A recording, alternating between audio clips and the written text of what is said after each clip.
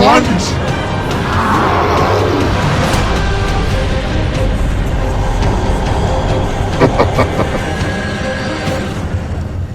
Μου ανήκει.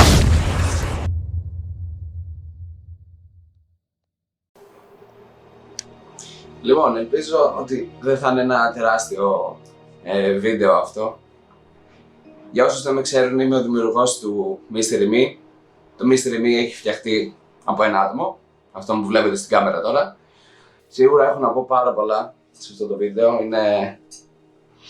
Κρύβονται μέσα εδώ 8 μηνών πράγματα, τα οποία ήθελα πάρα πολύ να συζητήσω και να τα μοιραστώ μαζί σας.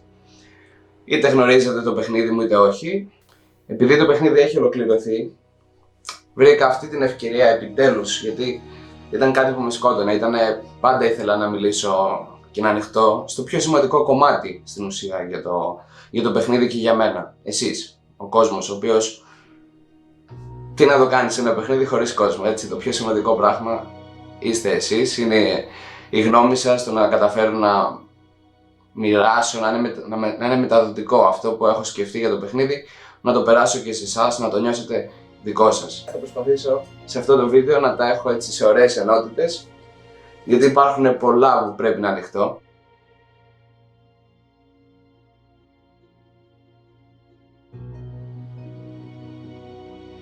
Το Mystery Me ανήκει σε μια νέα κατηγορία, η οποία την ονομάζω Mind Game. Έχουμε συνηθίσει σε παιχνίδια τα οποία μας δίνεται ένα storytelling, μια ιστορία. Έχουμε συνηθίσει να μας δίνουν, να μας παίρνει από το χεράκι το παιχνίδι, να σου εξηγεί πώς να κάνεις πράγματα και πώς να κινηθείς ώστε να έχεις την πρόοδο στο παιχνίδι. Αυτό δεν υπάρχει στο Mystery Me, υπάρχει σε πολύ ελάχιστο βαθμό αυτή η linear εμπειρία, η οποία σου λέει ακριβώς τι να κάνεις. Το παιχνίδι ξεκινάει με ένα μήνυμα το οποίο σου αναφέρει πώς μπορείς να κάνεις, να ολοκληρώσεις το ένα τελείωμα, το αληθινό τελείωμα του παιχνιδιού, γιατί υπάρχουν 4 τελειώματα, και σου εξηγεί κάποια πράγματα. Παρ' όλα αυτά, σε προειδοποιείται ότι αφόσον πατήσεις το continue να συνεχίσεις, είσαι μόνος σου, δεν έχεις κάποια άλλη βοήθεια και είναι στο χέρι σου το αν θα θέλεις να ακολουθήσεις το μήνυμα αυτό που σου περιγράφει το τι να κάνεις ή αν θες να κάνεις κάτι εναλλακτικό. Εκεί σου τονίζει τη διαφορά. Κυριαρχεί μια αντίθεση γενικά μέσα στο παιχνίδι μεταξύ πραγματικού, εξωπραγματικού, το τι μας φαίνεται λογικό, τι δεν είναι, γενικά και στο περιβάλλον, σε όλα κυριαρχεί μια αντίθεση. Έχουμε συνηθίσει σε άλλα παιχνίδια το ότι πρέπει να ανεβάσεις την ικανότητά σου στο σημάδι, στο fighting, να κάνεις αναβαθμίσεις. Σε αυτό το παιχνίδι, το skill το οποίο πρέπει να αναβαθμίσεις είναι το μυαλό. Είναι η σκέψη σου, είναι η φαντασία σου, είναι το πώς θα διαχειριστείς πράγματα τα οποία θα μάθεις ή πράγματα τα οποία μπορεί να μην σου δώσουν απαραίτητα την κατάλληλη απάντηση που θες. Αυτό σου δίνει πρόοδο, αυτό σου δίνει την πρόοδο να προχωρήσεις σε κάποιο τελείωμα, το να βρεις το επόμενο στοιχείο και να καταλάβεις πράγματα στο περιβάλλον.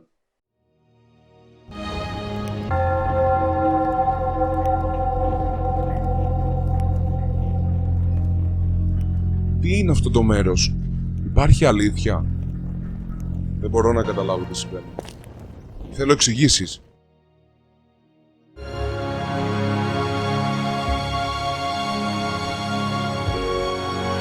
Θυμάμαι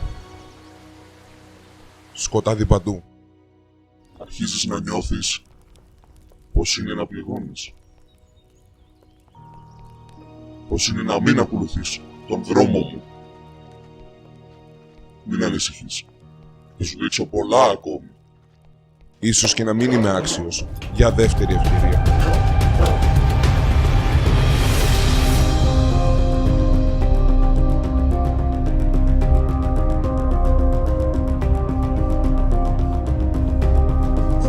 Περιληπτικά θέλω να πω για την ιστορία λίγο του Mystery Me, το ότι ελέγχουμε ένα χαρακτήρα ο οποίος δεν έχει όνομα, δεν είναι κάτι σημαντικό για εσάς, δεν είναι καν ο πρωταγωνιστής. Ο χαρακτήρας που ελέγχεται δεν είναι ο πρωταγωνιστής. Παρ' όλα αυτά, όπως όλοι οι άνθρωποι, έχει κάποιο παρελθόν, έχει κάποιες δυσκολίες, έχει βιώσει κάποια πράγματα στη ζωή και για κάποιο λόγο τον οποίο μας τον εξηγεί η οντότητα η οποία ονομάζεται συνείδηση, μας εξηγεί γιατί βρίσκεται στη μέση διάσταση. Η μέση διάσταση είναι μια διάσταση μεταξύ πραγματικότητας και έξω πραγματικότητας. Οπότε υπάρχουν πράγματα τα οποία ισχύουν, υπάρχουν στον κόσμο μας, και κάποια πράγματα τα οποία είναι οφθαλμαπάτες, είναι κάτι ψεύτικο, είναι μηνύματα τα οποία θέλει να περάσει η συνείδηση, ώστε να περάσει ο χαρακτήρας μας τη δοκιμασία. Είσαι εγκλωβισμένος εκεί, σε αυτόν τον κόσμο είσαι εγκλωβισμένος, παρόλα αυτά είσαι ελεύθερος να παίξεις όπως θες, να κάνεις τις επιλογές σου. Ας πούμε, κυνηγώντας το αυθεντικό τελείωμα το οποίο μας αναφέρει το παιχνίδι, μπορείς να πάρεις όλες τις απαντήσεις που χρειάζεσαι για τον χαρακτήρα, το παρελθόν του, για τη μέση διάσταση, όλες τις απαντήσεις, και να περάσεις. Έχεις τη δυνατότητα να φύγεις από την μέση διάσταση και να γυρίσεις στον πραγματικό χρόνο, κερδίζοντας μια δεύτερη ευκαιρία στη ζωή σου. Παρ' όλα αυτά, δεν είναι η μόνη μας επιλογή, γιατί στο παιχνίδι υπάρχουν 4 τελειώματα και από την αρχή του παιχνιδιού είσαι ελεύθερος να κάνεις ό,τι θες. Ο χαρακτήρας μας έχει και αυτός τις ίδιες απορίες που θα έχετε και εσείς όταν αρχίζετε το παιχνίδι. Επομένως, ο αφηγητής, ο οποίος μας βοηθάει στο παιχνίδι, είναι η συνείδηση που ανέφερα. Είναι μια οντότητα η οποία γνωρίζει τα πάντα για τους ανθρώπους. Είναι έτσι λίγο σαν μια θεϊκή μορφή στον κόσμο του Mystery Me. Μιας και γνωρίζει τα πάντα, είναι κοντά μας. Σκοπός της είναι να υποδεικνύει το σωστό στους ανθρώπους και να διατηρεί την ισορροπία του καλού. Κανένας δεν θα επηρεάσει την ισορροπία του καλού.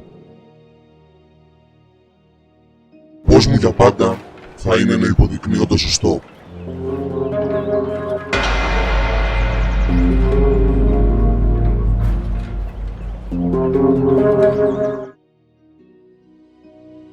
Είναι λέξεις οι οποίες δεν είναι τυχαίες έτσι όπως αναφέρονται. Κρύβονται πολλά πράγματα πίσω από την ιστορία, πολλά συμπεράσματα θα τα βγάλετε γιατί απλά πρέπει. Είναι ένα παιχνίδι το οποίο δεν έχουμε κάποιο backstory, δεν έχουμε κάποιες γνώσεις. Είναι ένα νέο παιχνίδι το οποίο οφείλω να εξηγήσω πολλά πράγματα για τον κόσμο του Mystery Me, για άλλες διαστάσεις, για τον πραγματικό κόσμο, για τη μέση διάσταση. Υπάρχουν πολλές απαντήσεις για να πάρετε. Υπάρχουν όμως και απαντήσεις τις οποίες θα σας αφήσουν με την απορία, γιατί είτε δεν θα δούμε πράγματα που αναφέρονται, άσχετα ότι παίζουν σημαντικό ρόλο στον κόσμο του Mystery Me και στη ζωή των ανθρώπων, είναι πράγματα τα οποία είναι τόσο ωραία. Ήταν τόσο... έπρεπε να φανούν, αλλά επειδή είχα το low budget, είχα τα restrictions, η μηχανή που δούλεψε το παιχνίδι, ας πούμε, δεν με επέτρεπε και πολλά ανοίγματα. Είναι και η γνώση που είχα, η λίγη ακόμα, επειδή είναι το πρώτο μου παιχνίδι, τα οποία σκέφτηκα ότι μπορούν να αναφερθούν κάποιες σημαντικές έννοιες, χωρίς όμως να εμφανιστούν στο Mystery Me. Μπορούν να εμφανιστούν αργότερα. Τώρα, η συνείδηση. Δεν τη βλέπουμε στο παιχνίδι, είναι ένας αόρατος αφηγητής στην ουσία, στην αρχή, η οποία μας εξηγεί πράγματα ανάλογα με τις επιλογές σας, έτσι, γιατί πάντα αν διαλέξετε κάποιον άλλο δρόμο είναι σαν να διαφωνείτε με την συνείδηση ότι δεν θέλω να περάσω τις δοκιμασίες σου, θέλω να κάνω κάτι άλλο. Μπορεί να θες να σκοτώσεις το χαρακτήρα, μπορεί να θες να πάρεις λιγότερες απαντήσεις, γιατί ανάλογα τον τρόπο σου, ανάλογα τον τρόπο που θα παίξεις, είναι ανάλογη και η συμπεριφορά της συνείδησης. Μπορεί να πάρεις λιγότερες απαντήσεις, μπορεί να σκοτώσεις το χαρακτήρα σου. Κάποια στιγμή βλέπουμε την συνείδηση, βλέπουμε μία της μορφή, είναι ανάλογα με τις επιλογές σας. Είναι αυτό που μου αρέσει στο Mystery Me, ότι έχεις την ελευθερία να παίξεις όπως θες.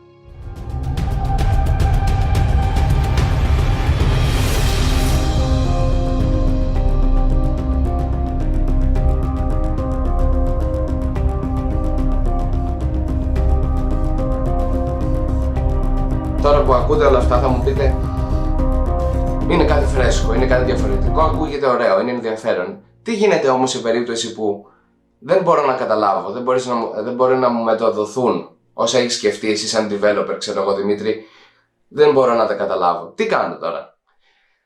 Επειδή σκέφτηκα για αυτή την περίπτωση, έχω φτιάξει ένα mode το οποίο λέγεται προαίσθησης mode, Προαίσθηση είναι μια ελληνική λέξη, η οποία είναι η ικανότητα να βλέπεις, να προαισθάνεσαι πράγματα, να αισθάνεσαι πράγματα, ίσως να πω καλύτερα, που μπορεί να γίνουν στο μέλλον. Για παράδειγμα, μπορεί, ας πούμε, δεν είναι απαραίτητο να πέφτεις μέσα, δεν είναι απαραίτητο να είναι σωστά τα πράγματα που βλέπεις, πάντα, αλλά τις περισσότερες φορές είσαι μέσα. Για παράδειγμα, μπορεί να σκεφτείς, μπορεί να περπατάς στον δρόμο και να πεις «Δεν νιώθω καλά, νομίζω ότι κάτι θα μου συμβεί». Και να στρίψεις και να δεις ένα αυτοκίνητο να περνάει ξιστά σου, ας πούμε, και να λες «Wow, αυτό είναι το προαίσθημα, αυτή είναι η ικανότητα στους ανθρώπους», που καμιά φορά έχουμε αυτό το κάτι που λέει μέσα μας «Μην το κάνεις» ή «Κάντο». Αυτό είναι προαίσθηση. Τι ρόλο λοιπόν παίζει αυτό το mode στο παιχνίδι? Επειδή σκέφτηκα το ότι μπορεί να είναι ωραία ιδέα, αλλά να δυσκολέψει πολλούς ή να μην είναι τόσο ευχάριστο concept για τους παίχτες, σκέφτηκα το ότι αυτό το mode μπορείς να το παίξεις από την αρχή του παιχνιδιού. Με το που αρχίσεις το παιχνίδι μπορείς να σκιπάρεις, μπορείς να μην παίξεις το new game, την ιστορία, και να ασχοληθείς με το προαίσθησης mode, το οποίο είναι ακριβώς το ίδιο με την ιστορία. Κάπου εδώ τώρα θα βάλω λογικά, θα με εξαφανίσω και θα σας δείξω ακριβώς τι εννοώ. Το προαίσθησης mode είναι ακριβώς η ίδια ιστορία, με τη διαφορά το ότι έχουμε ένα μικρό βοήθημα, το οποίο είναι έτσι λίγο σαν να κλέβουμε το παιχνίδι, είναι ένα μικρό cheat για να βοηθάει και παίχτες οι οποίοι δεν μπορούν να κατανοήσουν πράγματα τα οποία έχουν σκεφτεί για το παιχνίδι. Πάνω αριστερά έχουμε αυτό το σύμβολο που βλέπετε, το οποίο όταν είμαστε σε μια περιοχή η οποία μας ενδιαφέρει, υπάρχει κάτι ενδιαφέρον,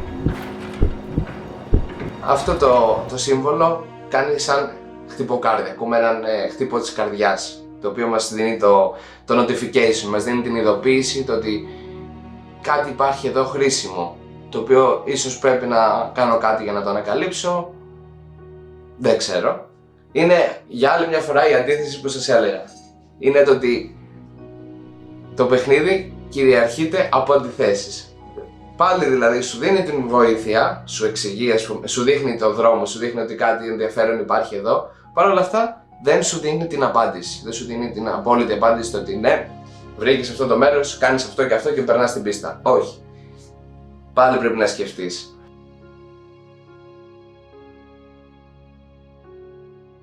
Τώρα, το τι μπορεί να βιώσει ο κάθε παίχτης στο περιβάλλον του Mystery Me. Αυτό που μου αρέσει στο Mystery Me είναι ότι έχουμε συνηθίσει παιχνίδια τα οποία δημιουργεί στο YouTube, στο Twitch, όταν παίζουν, ας πούμε, για πρώτη φορά το παιχνίδι.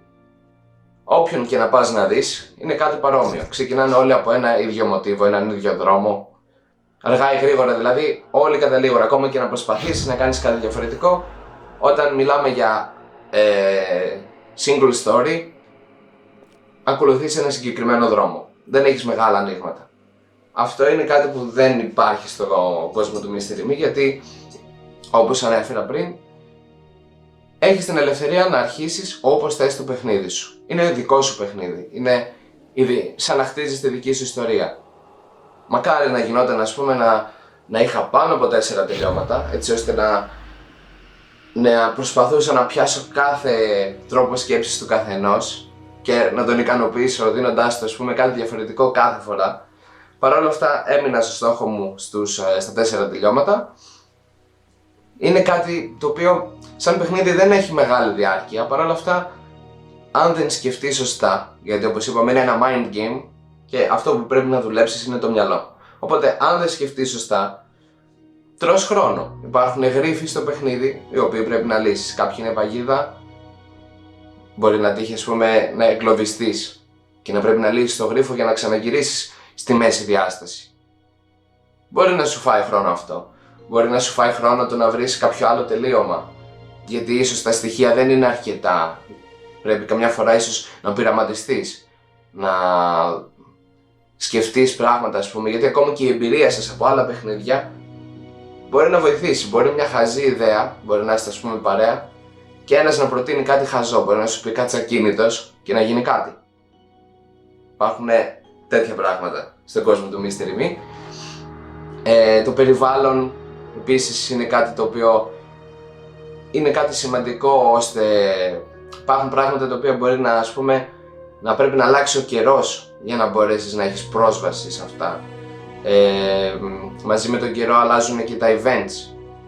Μπορείς σε αυτό το παιχνίδι απλά περπατώντας, χωρίς να προσπαθήσεις να παίξεις την ιστορία, απλά περπατώντας, θα δεις ότι το περιβάλλον είναι ζωντανό. Έχει άλλο ύφος το πρωί, διαφορετικό ύφος το βράδυ. Υπάρχουν άλλα πράγματα που μπορεί να δεις ή να ακούσεις στο παιχνίδι το πρωί και το βράδυ, αντίστοιχα. Υπάρχει και η δυνατότητα να πολεμήσεις την συνείδηση για να αποδράσεις. Υπάρχουν κάποια events. Γενικά σκοπός μου στο παιχνίδι ήταν η εμπειρία του παίχτη να μην είναι ποτέ βαρετή. Κυνηγάω πολύ σε αυτό το παιχνίδι να δω να αλλάζω τα συναισθήματα του παίχτη. Να αισθάνεται αλλιώς τη μέρα, να αισθάνεται αλλιώς το βράδυ. Δεν θέλω να ξεκινάς το παιχνίδι μου και να είσαι σε ένα συγκεκριμένο mood και να μην αλλάζει αυτό το mood. Δεν ήθελα, ή του ήταν ένα παιχνίδι βαρετό το οποίο απλά περπατάς και ψάχνεις. Υπάρχουν πράγματα δηλαδή που σπάνε την μονοτονία, αν θέλετε, και κάνουν το παιχνίδι πιο ενδιαφέρον. Σε κάνει να θες να συνεχίσεις. Γιατί είναι ένα παιχνίδι το οποίο, όπως ξαναείπα, δεν είναι AAA, δεν είναι από άτομα έμπειρα.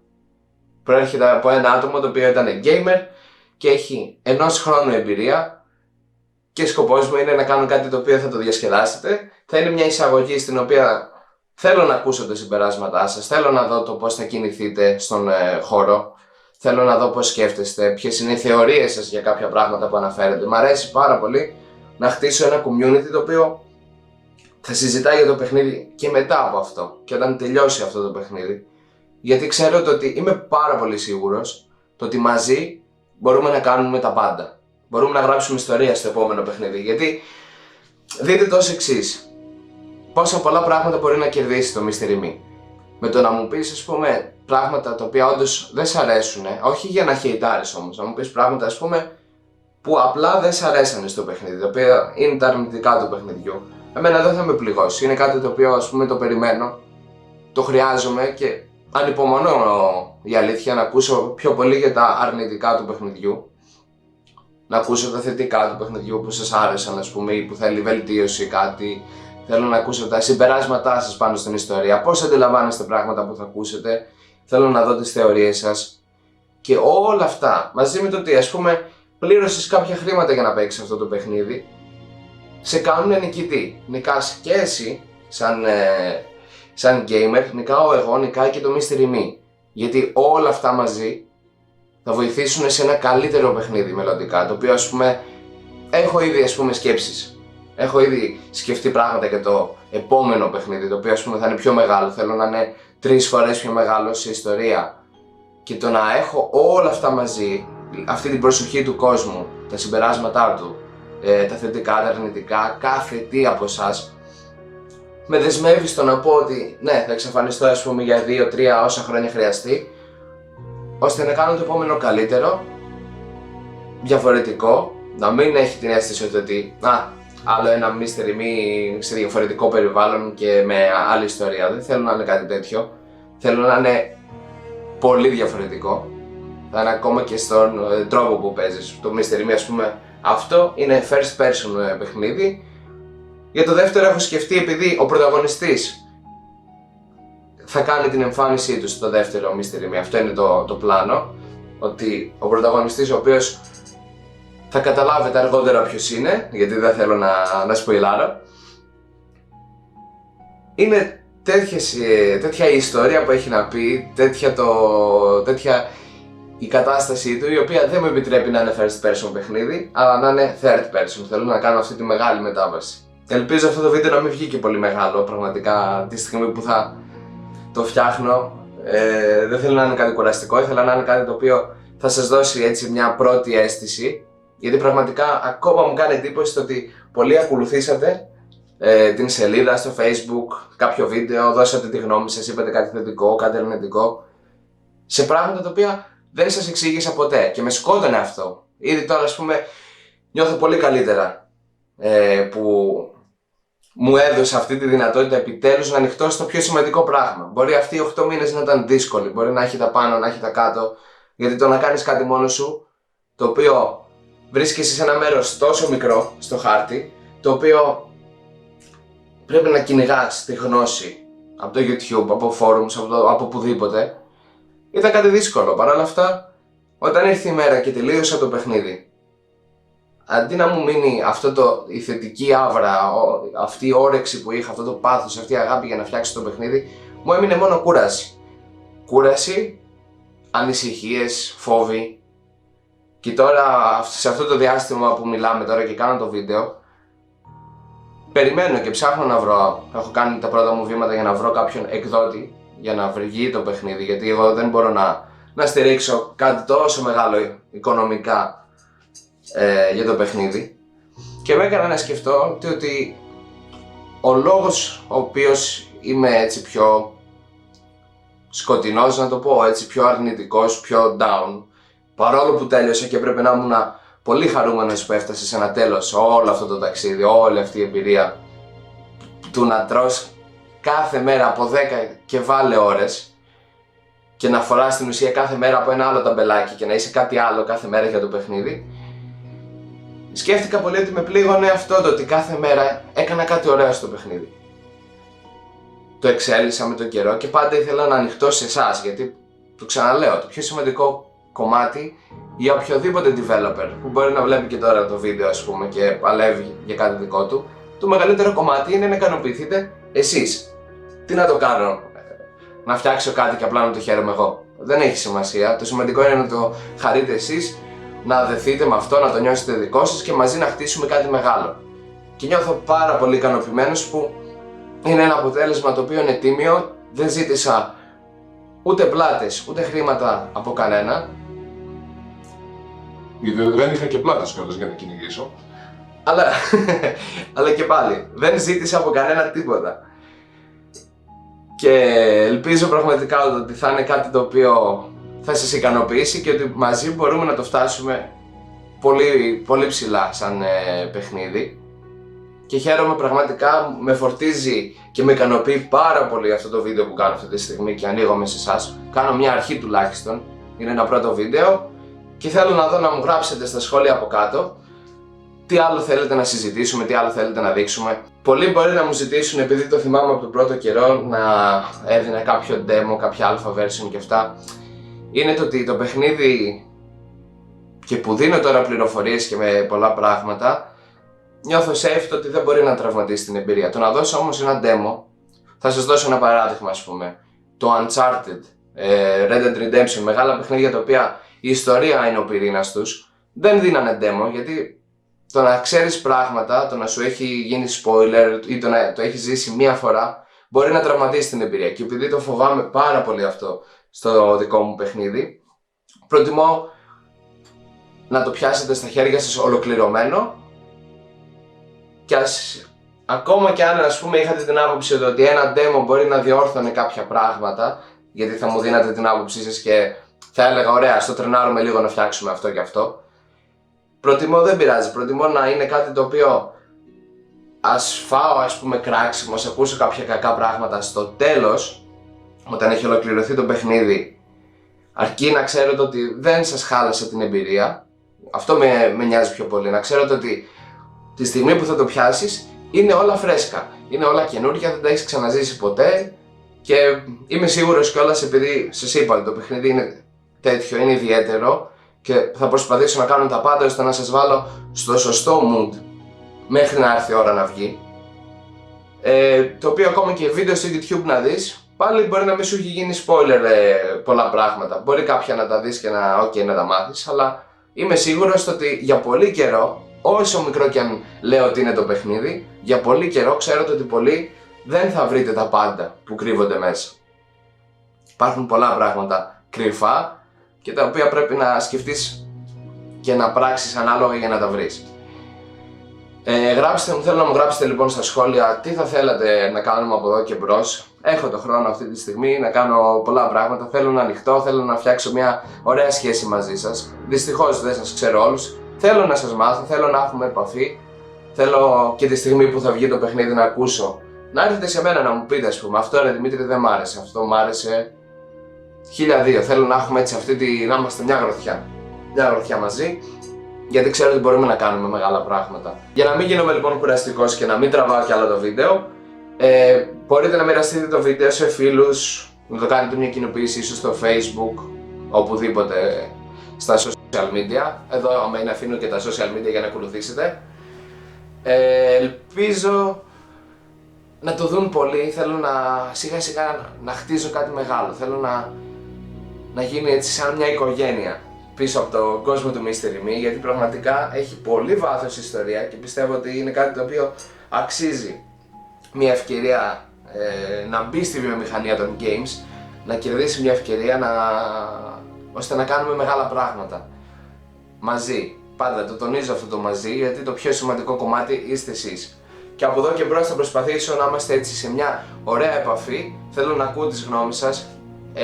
Ελπίζω να έχω δώσει μια καλύτερη αίσθηση το τι περίπου είναι το Mystery Me, έτσι μαζί με το editing που θα κάνω τώρα, θα βάλω έτσι κάποια ωραία πλάνα και αυτά τα οποία τώρα τα έχετε δει ήδη. Ελπίζω λοιπόν να σας έχει δώσει μια ωραία αίσθηση το τι είναι το παιχνίδι. Πείτε μου λοιπόν στα σχόλια τι θέλετε και θα τα πούμε στο επόμενο βίντεο.